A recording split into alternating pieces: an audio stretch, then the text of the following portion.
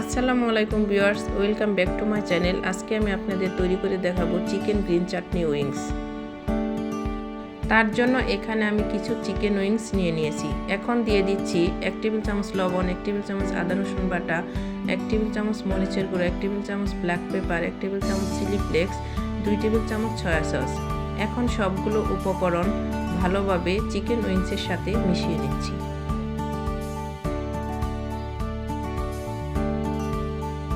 মিশানো হয়ে গিয়েছে। এখন আমি চিকেন উইংসগুলো ভেজে নিব।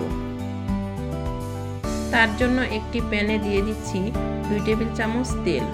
তেলটা গরম হয়ে আসলে আমি উইংসগুলো দিয়ে দিব। এখন উইংসগুলো দিয়ে দিচ্ছি।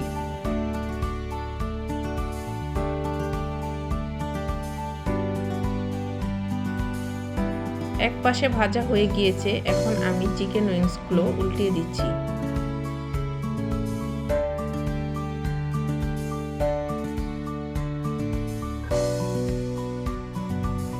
ভাজা হয়ে গিয়েছে। এখন আমি চাটনিটা তৈরি করে নেব।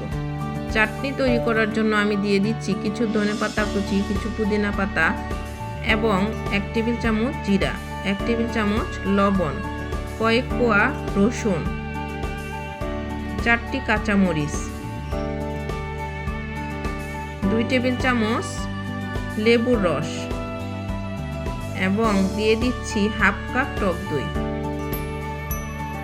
এখন আমি সবগুলো উপকরণ একসাথে ব্লেন্ড করে নেব।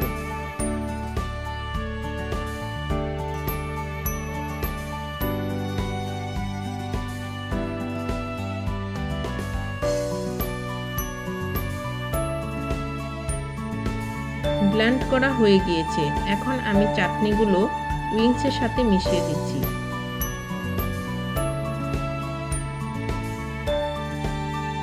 এখন আমি 2 মিনিট জাল করে নেব।